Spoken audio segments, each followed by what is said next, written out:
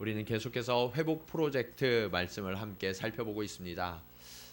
오늘은 8번째 경제적 고난으로부터의 회복이라는 제목으로 여러분들과 함께 하나님의 회복의 은혜를 누리기 원합니다. 여러분 제주도에 가시는 거를 많은 한국 분들이 좋아하시는데, 제주도에 가시면 이시돌 목장이라는 곳이 있어요. 혹시 그곳에 다녀가 보신 분이 계신지 모르겠어요. 이 이시돌 목장은 작년에 소천하신 패트릭 맥그린치 신부님이 이 여신 목장입니다. 이분은 1954년에 유교가 끝나자마자 아일랜드 선교사로 한국에 파송되어 오신 분이고, 그분에 의해서 시작된 곳이 그 밑에 사진에 보이는 이시돌 목장입니다.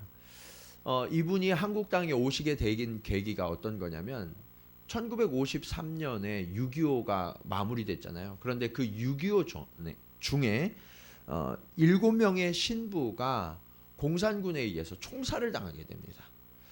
공산군에 의해서 신부들이 총살을 당했으니까 이 선교회에서 고민을 했어요. 이 어떻게 해야 되지? 그러다가 선교사들을 재파송하자. 그리고 아일랜드 선교사들을 모집했는데 5분이 내가 그 전쟁 중에 있는 그 비참한 나라에 가서 주의 복음으로 그들을 돕고 구원하겠습니다 헌신하셨고요. 그 중에 한 분이 여기 사진에 나오는 패트릭 맥그린치 선교사님이셨어요. 그래서 이 선교사님 5분 중에 한 분이 이 맥그린치 목사님이 어디로 가셨냐? 제주도로 가신 거예요. 제주도. 특히 한림이라는 지역에 가셨는데, 이 한림이라는 지역에는 23명밖에 기독교인이 없었다고 그래요. 그래서 그곳에 가서 복음을 전하려고 그랬는데 4.3 사태가 일어났잖아요. 너무나 큰 비극이 제주도를 휩쓸고 일어나고 고통과 신음이 가득한 땅이 되었다고 그래요.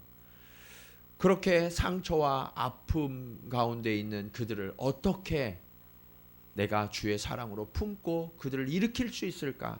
하나님 앞에 기도하던 중에 하나님이 지혜를 주셨는데, 이분의 아버지가 수의사셨거든요. 그래서 이들이 특별히 전쟁이 끝나고 이런 사태가 벌어지고 너무나도 가난하고 힘든데 이들을 좀 경제적으로 회복시켜서 먹고 살게 도와주는 게 내가 해야 될 일이구나. 복음을 전하는 것뿐만 아니라 먹고 살게 도와줘야 되겠구나, 그런 생각을 했어요. 그래서 동네 사람들을 다 모아서 여기에 목장을 만들고 이제 목축업을 시작합시다, 그렇게 얘기하니까 다 좋아할 줄 알았는데 다 반대하는 거예요. 한 사람도 찬성하지 않는 거예요. 왜 이런 일이 있는가 하고 보니까 예전에 정부가 이곳에 목장을 하려다가 실패했다는 거예요. 뿐만 아니라 일제시대에 이미 이곳에 목장을 하려고 여러 번 시도했는데 그때도 여러 조건이 맞지 않아서 실패했다는 거예요.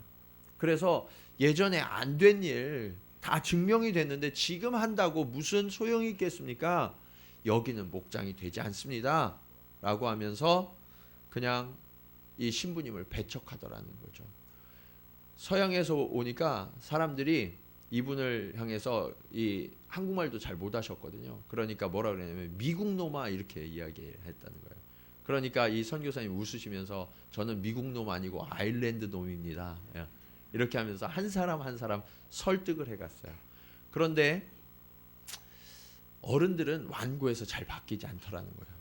그래서 청소년들을 모아서 그들에게 비전을 불어넣어주고, 너희도 잘 살 수 있다, 내가 끝까지 너희를 도와주겠다 하는 약속을 하고 무추로 나가서 돼지를 사왔어요.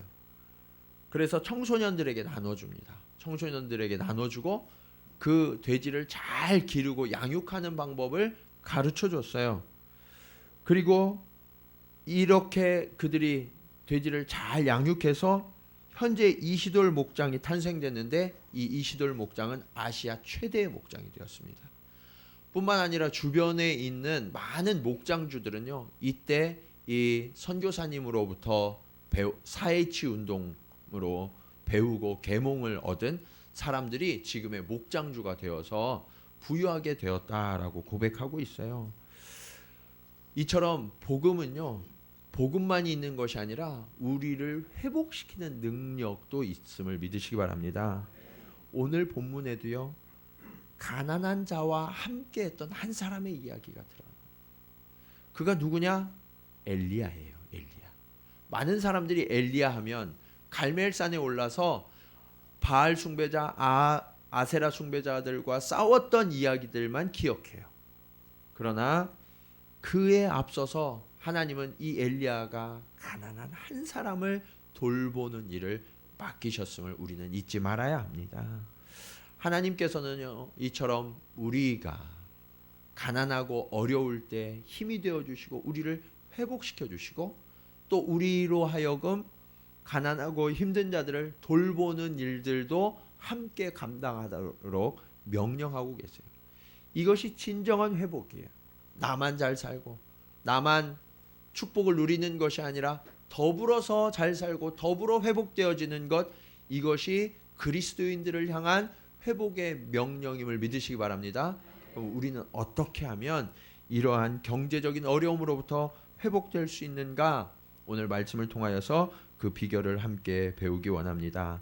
자, 첫 번째로 믿음의 선택은 때때로 희생을 요구한다. 엘리야가 있던 당시는요, 이스라엘이 영적으로 가장 부패했던 때예요. 온 이스라엘이 우상 숭배로 물들어가고 있었습니다. 그래서 엘리야가 거룩한 분노를 가지고 왕 앞에 섭니다. 그리고 담대한 믿음의 싸움을 시작해요. 여러분, 얼마나 담대한 믿음의 선포입니까? 네. 하나님이 이렇게 말씀하셨어 정도가 아니라 내 말이 있지 아니하면 비도 이슬도 있지 아니하리라, 아주 강력하게 믿음으로 선포한 거예요.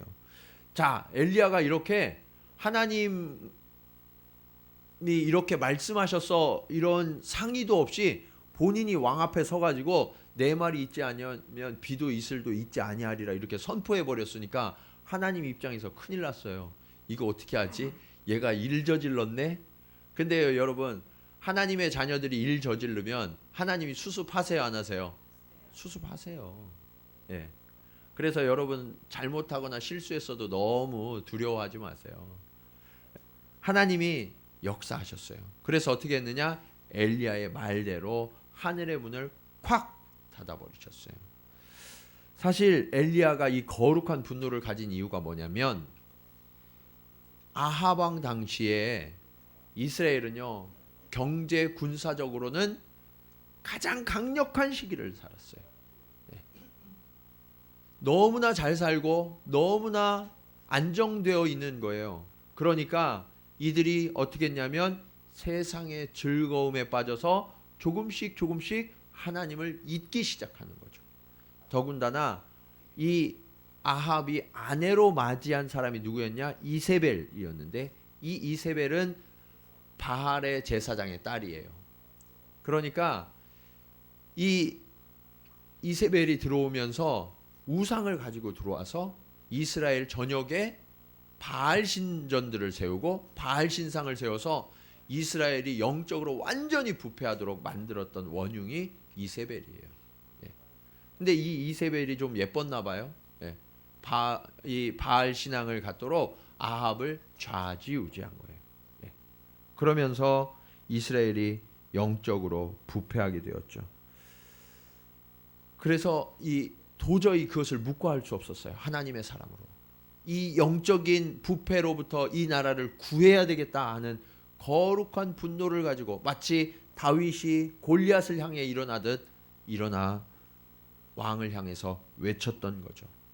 그의 외침을 들으시고 하나님은 하늘의 문을 닫으셨고, 몇 년 동안 기근이 임했느냐? 3년 6개월 동안. 3년 6개월.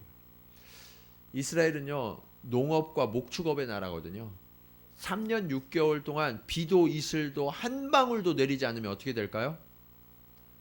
아무리 강력했던 나라도 종자까지 다 말라버려요.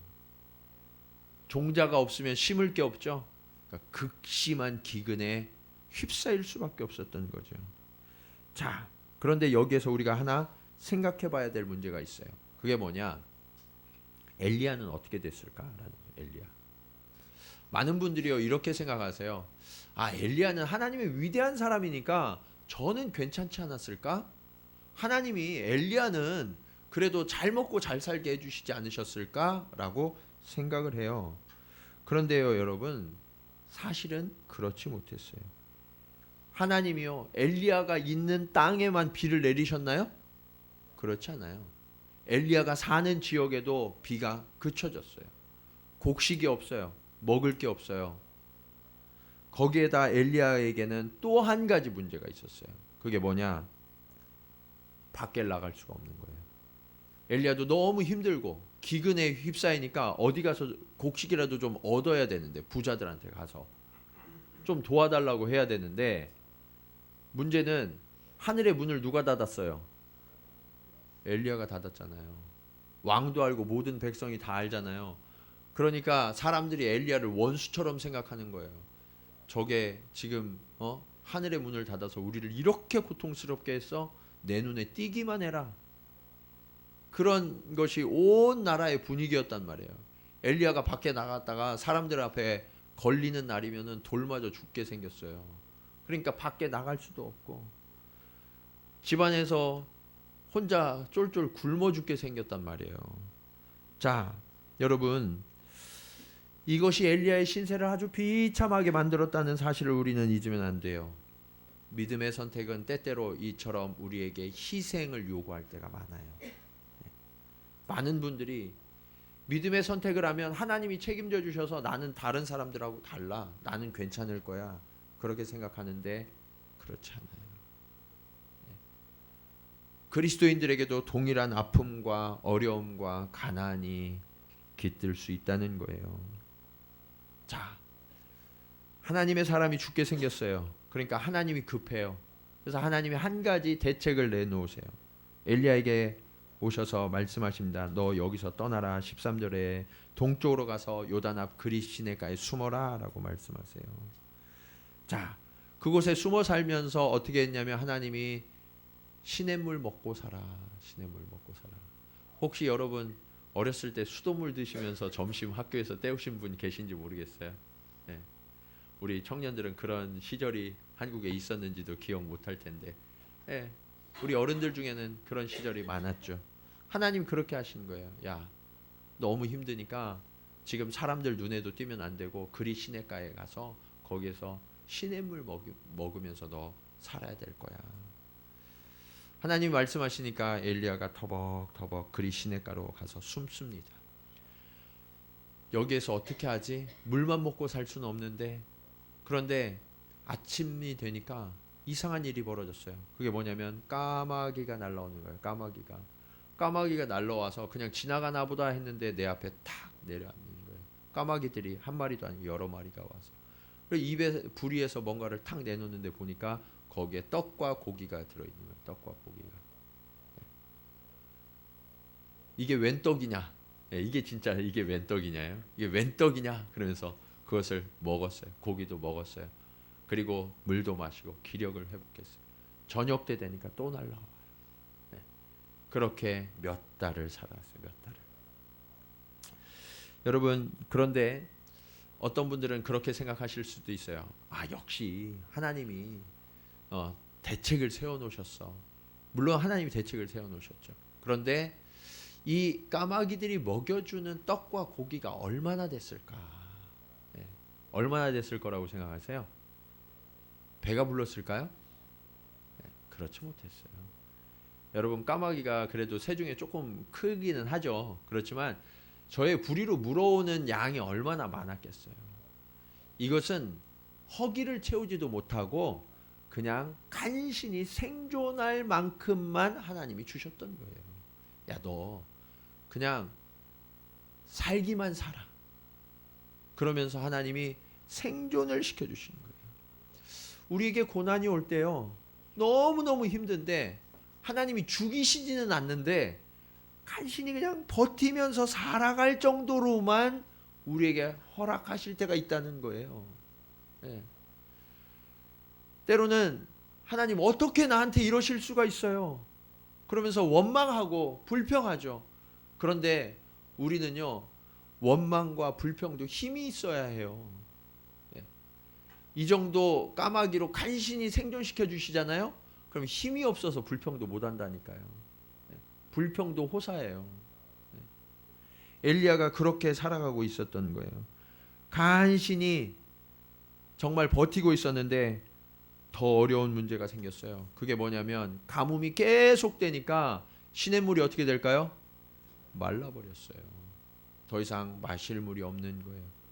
아무리 까마귀가 먹을 걸 갖다 줘도 마실 물이 없으면 어떻게 돼요? 죽을 수밖에 없죠. 이제 어떻게 하지? 이것이 세상의 원리예요. 어려움은요, 한 번으로 끝나지 않아요. 겹쳐와요. 지속돼요. 이것이 너무 괴롭고 힘들죠. 네. 많은 분들이 그렇게 생각해요. 하나님께 기도하면 하나님이 한 번에 끝내주시지 않을까. 물론 하나님 그렇게 하실 때도 있어요. 그러나 많은 경우는 하나님이 그렇게 일하시지 않으세요. 많은 경우는 세상의 법칙이 우리에게도 거의 동일하게 움직이게 하시거든요. 그러면서 엘리야의 마음이 가난해지고 겸손해지게 하시는 거예요. 엘리야는 혈기가 많은 사람이었거든요. 네. 오죽 혈기가 많으면 왕 앞에 가서도 이렇게 당당하게 외칠 수 있겠어요. 네. 그 혈기가 많은 사람, 그 사람을 낮추시고자 하나님이 이 일을 행하고 계시는 거예요. 이렇게 영적인 기근과 현실적인 고통이 함께 더해지면서 엘리야도 너무너무 지쳐가고 있을 때 하나님이 엘리야에게 나타나셔서 말씀하십니다. 내 자리를 옮겨라, 옮겨라. 어디로 옮기라고 말씀하시냐면 이방 땅 시돈 사르밧으로 옮겨라 라고 말씀하세요. 왜냐하면 이스라엘에는 그가 피할 곳이 없기 때문에. 이것이 오늘 말씀의 두 번째 교훈으로 이어져요. 하나님이 우리를 옮기시는데 어디로 옮기시느냐? 이방 땅 사르밧 과부에게로 옮기실 때가 있다는 거예요. 당시의 과부는요, 가장 약한 계층이었어요. 네. 그런데 이 두 가지가 서로 충돌이 되는 거예요. 과부, 정말 어려운 사람인데 하나님이 그에게 명령하여 음식을 주게 하셨다. 그것도 아직도 가뭄이 한참 남았잖아요. 수년 동안 비가 안 와야 되니까. 한참 남았는데 그동안 나를 먹이려고 그러면 좀 잘 살아야 될까요? 어려워야 될까요? 잘 살아야죠. 그러니까 하나님이 아주 명확하고 구체적으로 명령하셨잖아요. 어느 지역으로 누구에게 가라. 그러면 어떻게 하나님이 하시겠다. 그것을 이제 들었으니까 옮겨야죠. 아, 이제 까마귀에 의해서 간신히 먹고 사는 이 시대는 끝났구나. 이제 고생 끝 행복 시작 이렇게 되지 않았을까? 그런 기대를 했을 것 같아요. 그러면서 이 사르밧으로 가는 동안 엘리야가 무슨 상상을 했을까? 저도 같이 한번 상상을 해봤어요. 그러니까 이 여인이 과부긴 과부인데 그래도 좀 부자 아닐까? 나를 3년 동안 먹여 살려야 되니까 어쩌면 귀부인일지도 몰라. 그러면 나한테 좋은 옷, 좋은 입도 주면서 좋은 먹을 것도 많이 주면서 이제는 좀 이 배고른 것을 내가 좀 면하겠구나. 그런 생각을 하면서 기쁨으로 가지 않았을까? 그런 상상을 했어요. 그런데 오늘 성경에 보면 막상 과부를 만났을 때 그런 상상이 산산이 깨어지는 일들이 벌어져요. 이상하다. 과부가 나뭇가지 주우면 안 되는데 이 과부는 좀 종들도 있고 충분히 좀 이렇게 부자여서 나를 먹여 살려야 되는 과부인데 이게 무슨 일일까 하면서 그 과부를 주목해서 바라봤던 것 같아요. 그랬더니 이 과부에게 한 가지 테스트를 합니다. 이 과부가 과연 나를 먹여 살릴 수 있는 과부일까? 그러면서 나에게 좀 물을 주세요 라고 이야기해요. 그러니까 우물에 가서 물을 길어다 줍니다. 네. 오케이, 좋았어. 이 여인이 마음이 좋네. 그러면 이제 본격적인 테스트, 나에게 떡을 한 조각 가져다 주세요 라고 이야기하니까 그 여인의 대답이 기가 막힌 대답이 나와요. 여러분, 환장할 노릇이잖아요. 네. 분명히 하나님이 이 여인을 통해서 나를 먹이시겠다고 말씀하셨는데 지금 떡 한 조각만 갖다 줘요. 배부른 것도 아니고 그냥 내가 허기만 잠깐 면하려고 떡 한 조각만 달라고 그랬더니 뭐라고 이야기해요? 떡이 있어요, 없어요? 없대요.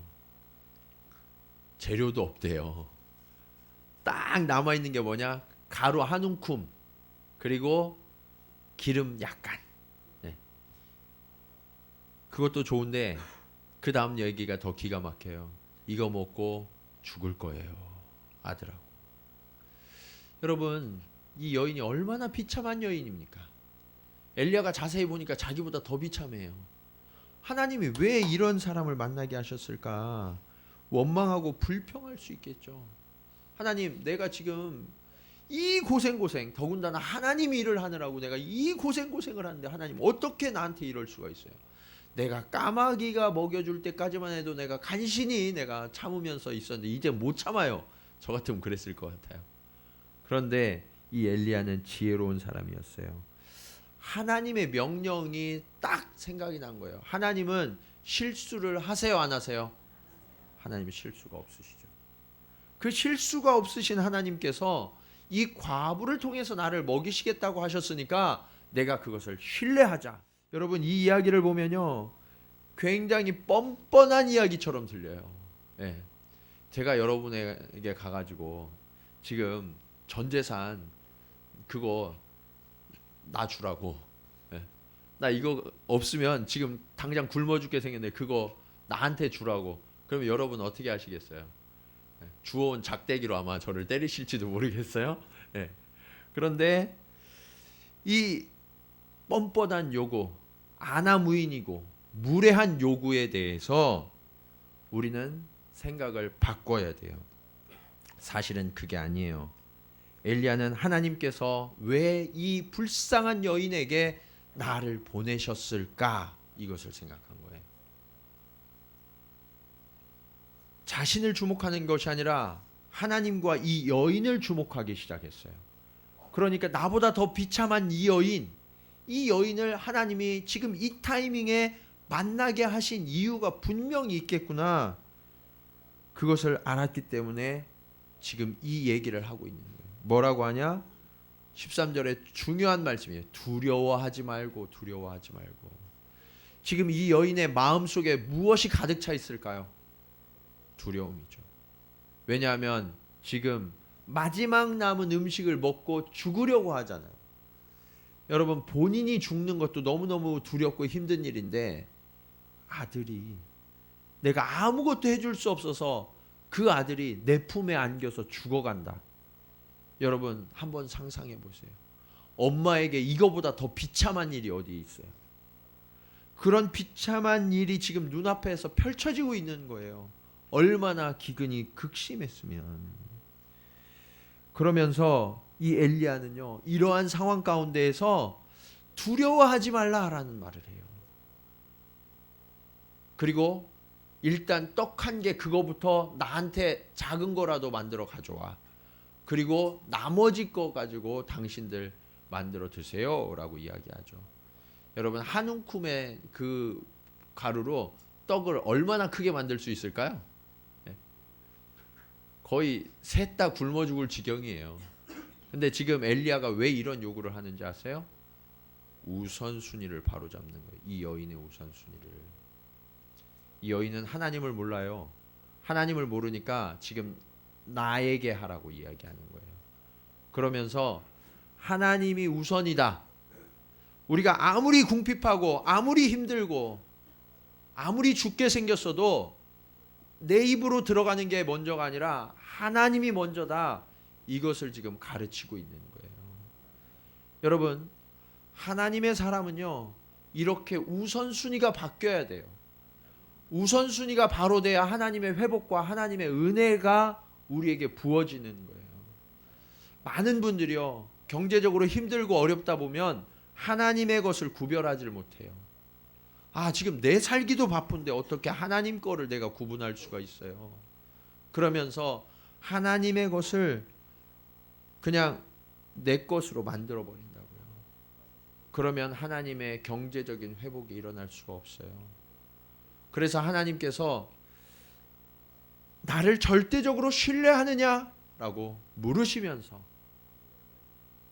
그 테스트를 지금 이 여인에게 하고 있는 거죠. 그것이 바로 나를 위하여 작은 떡 하나를 만들어 가져오라. 하나님은요, 인정도 있으세요. 그래서 다 가져오라는 얘기가 아니에요.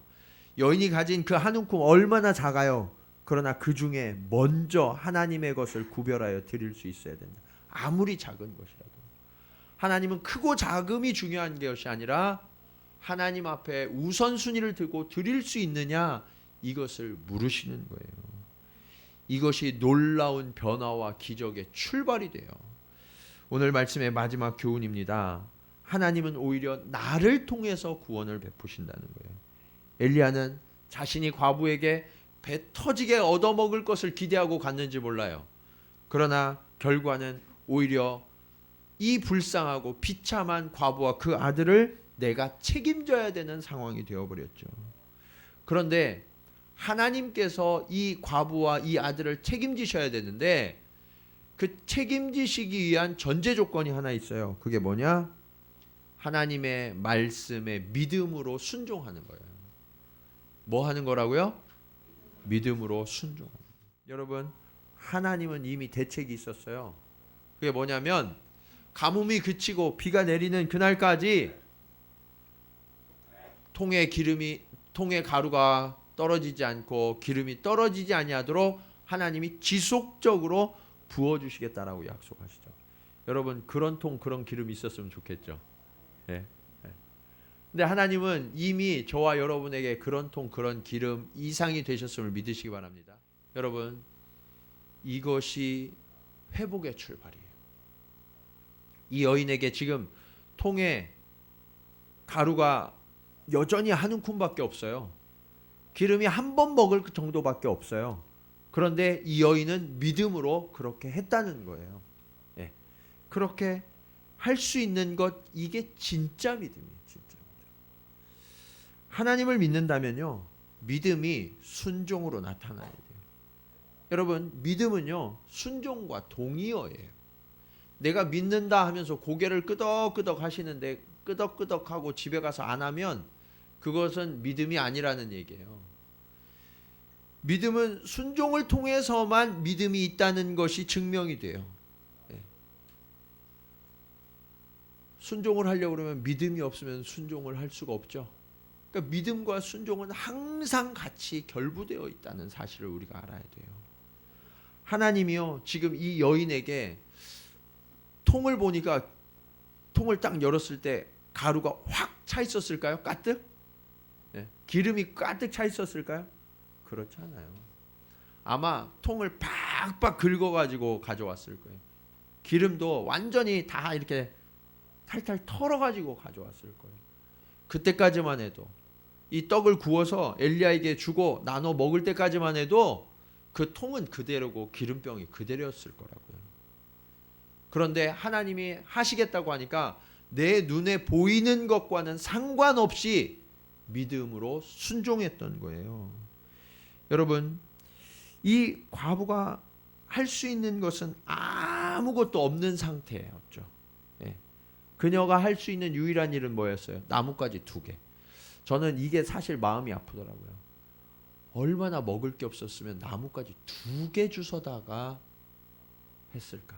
그러니까 이 가루가 얼마나 적었는지를 알려주는 거예요. 네, 나뭇가지 2개 갖다가 마지막 음식을 먹고 굶어 죽기를 기다리는 거죠. 아주 비참한 상황. 그런데 하나님이요, 이 여인에게 엘리야를 보내신 타이밍이 얼마나 절묘한지를 우리가 알아야 돼요. 지금 엘리야가 조금만 늦게 갔으면 어떻게 됐을까요? 이 여인은 죽었죠. 그런데 더 중요한 타이밍이 있어요. 그게 뭐냐면 엘리야가 만약에 일찍 갔더라면 어떤 일이 벌어졌을까? 제가 한번 생각을 해봤어요. 하나님이 이때 보내신 이유가 있는데 왜 더 일찍 보내시지 않고 이렇게 큰 고통 중에 있을 때 하나님이 보내셨는가? 아마 더 일찍 갔으면 이 여인이 엘리야의 이야기를 안 들었을 거예요. 아직 먹고 살만 하거든요. 여러분요, 사람이요, 먹고 살만하면 하나님의 목소리가 잘 안 들려요. 내가 할 수 있는 방법이 있고 내 능력이 아직 남아 있으면 하나님 앞에 엎드리는 게 정말 어렵더라고요. 예. 사람들은 이처럼 막다른 골목에 몰려서야 내가 할 수 있는 방법은 아무것도 없고 이렇게 주구나 저렇게 주구나 마찬가지니까 한번 하나님의 말씀 드러나 보자. 이렇게 될 때까지 안 듣는 게 사람의 완악함이에요. 여러분 그것을 어떻게 잘하는 줄 아세요? 제가 그랬거든요. 제가 하나님 앞에 부름을 받고 제가 신학교에 딱 들어갔을 때 하나님이 저에게 경제적인 시험을 주셨어요. 제가 경제적으로 굉장히 교만했거든요. 그래서 신학생들이 그 등록금을 낼 때만 되면 갑자기 기도실이 넘쳐요.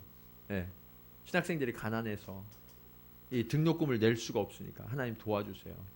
근데 제가 그 동기들을 보면서 혀를 끌끌 찼어요. 밤에 알바라도 하지, 통닭집 배달이라도 하지. 그리고 저희 학교 옆에 그 농수산 시장이 있었거든요. 새벽 시장에 가서 배추라도 좀 날르고 수박이라도 좀 날르면 돈도 많이 주는데, 아니 저렇게 기도만 한다고 뭐가 되나? 그게 신학생일 때 저의 모습이었어요. 근데 훗날 어떻게 됐는 줄 아세요? 그 친구들은요, 하나님이 기도에 응답하셔서 공부도 열심히 잘하게 하셨고, 그리고 경제적인 문제도 하나도 없게 하셨어요. 반면 저는 어떻게 됐는 줄 아세요? 경제적으로 파산했어요. 저는 신학교 다닐 때 6년 동안 하루에 3시간 이상 자본 적이 없어요. 공부하고 일하면서 살았거든요. 많이 자면 3시간. 그런데 그렇게 한 결과 어떻게 됐냐? 파산했어요. 그리고 신용불량자가 되어서 5년 동안 전화기도 못 만들고 통장도 못 만들고 아무것도 할 수 없는 상태로 하나님이 저를 몰아넣으셨어요. 왜 그런 줄 아세요? 제가 하나님 앞에 항복하지 않는 거예요. 내가 이건 할 수 있어. 이번엔 이렇게 한번 해볼 거야. 제 통장에 잔고가 남아있는 동안에는 결코 하나님 앞에 항복하지 않더라고요. 아무것도 할 수 없는 상태가 되어서 하나님 앞에 손들고 항복하니까 하나님 그 다음날부터 일하기 시작하세요. 여러분, 하나님이 우리를 왜 그런 상황으로 몰아가는지 아세요? 사실은 하나님이 몰아가시는 게 아니라 우리가 하나님 앞에 빨리 돌이키지 않기 때문에 그래요. 하나님 앞에 일찍 엎드리는 게 지혜로운 거예요. 네, 제가 증인이라니까요. 빨리 정신 차리시고 하나님 앞에 엎드리시기 바랍니다. 네. 그러면 하나님의 회복이 그때부터 일어나는 거예요. 사람들이 얼마나 악한지 그 마지막 순간까지도 순종하지 않는 사람들도 많거든요. 그런데 이 여인은 마지막에는 올바른 선택을 했어요. 여러분, 하나님은요, 믿음의 순종을 통해서 역사하세요. 하나님이 역사하시고 싶으신데 언제 그 역사가 가능해지느냐? 순종할 때. 이 순종이 구원을 얻게 해요. 믿음이 은혜를 경험하는 통로가 돼요. 저와 여러분이 걸어가는 이 길이 하나님의 역사하시는 통로가 되어야 하는 이유가 여기에 있어요. 우리가 주님을 믿는다면 우리의 삶의 순종을 통하여서 하나님 앞에 그것을 증명해낼 수 있어야 된다는 거예요. 하나님은 저와 여러분을 지금 당장이라도 능히 축복하실 수 있는 분이에요. 그런데 하나님이 왜 기다리고 계실까? 왜 여전히 아직까지 나를 회복시키지 않고 계실까? 거기에 우리는 지혜를 발견할 수 있어야 돼요. 그것이 무엇이냐? 나는 축복을 받는 존재가 아니라 축복을 전하는 통로가 되어야 하기 때문에 그래요. 그리스도인들은 언제나 하나님의 복의 통로가 될 때 그때 존귀한 존재로의 회복이 일어나요. 하나님이 경제적인 문제에서 우리를 일으키시는 때는 언제냐? 하나님이 우리에게 축복하셔도 그것을 내가 가두지 아니하고 그것을 흘러 보낼 수 있을 때 그때 하나님이 우리를 축복하시기 시작하세요.